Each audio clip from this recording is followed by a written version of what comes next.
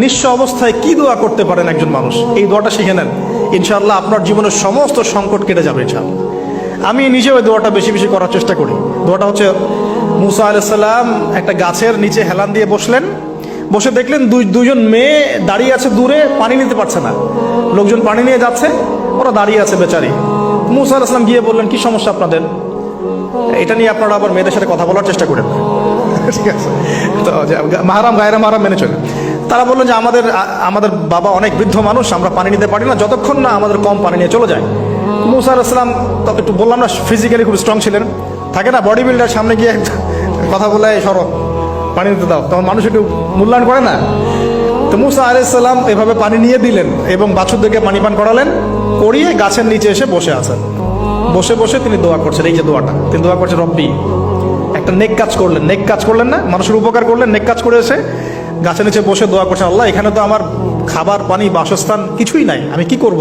রব্বি ইন্নি লিমা আনজালতা ইলাইয়া মিন খায়রিন ফাকির, রব্বি ইন্নি লিমা আনজালতা ইলাইয়া মিন খায়রিন ফাকির। আবার বলেন, রব্বি ইন্নি লিমা আনজালতা ইলাইয়া মিন খায়রিন ফাকির। অর্থ হচ্ছে, হে আল্লাহ, তুমি তোমার পক্ষ থেকে আমার উপরে যে নিয়ামতগুলো দিবে, আমি এর জন্য ফকির হয়ে বসে আছি। আল্লাহ অর্থ বুঝে পড়বেন ভাই, নামাজ রোজা হজ জাকাত যাই করেন আল্লাহর ওয়াস্তে অর্থ বুঝে পড়বেন। অর্থ বুঝে পড়লে আপনার ইবাদতের স্বাদ পাবেন, তৃপ্তি পাবেন, আল্লাহর সাথে কানেকশন হবে, আল্লাহর নূর পাবেন, মাআরিফত পাবেন, সত্য স্বপ্নও দেখবেন তখন ইনশাআল্লাহ। তখন শুয়ে শুয়ে সত্য স্বপ্ন দেখবেন ইনশাআল্লাহ। আল্লাহ পাক তৌফিক দান করবেন। এবার আল্লাহ পাকের সাহায্য নেমে আসলো, ওই দুই মেয়ের মধ্যে একজন হেঁটে হেঁটে চলে আসছে। এবার এই মেয়ের হাঁটা সম্পর্কেও কোরআন কথা বলেছে, সুবহানাল্লাহ। এই মেয়ে কিভাবে হেঁটে এসেছে এই হাঁটার বর্ণনাও কোরআন দিয়েছে। কোরআন বলেছে এই মেয়ে হেঁটে আসছে লাজুক পায়ে।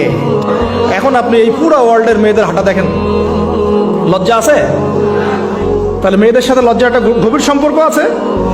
এই মেয়ে প্রশংসা আল্লাহ পাক কোরআনে করলেন, লাজুক পায়ে লাজুক ভঙ্গিতে অবনত নয়নে সে হেঁটে আসলো। এখন আপনি কেলে যান, গো টু খেল, আপনাদের টুইন টাওয়ারে যান, দেখেন সবার হাঁটার চলা দেখেন। হায়া লজ্জার কোনো বালাই আছে এখানে?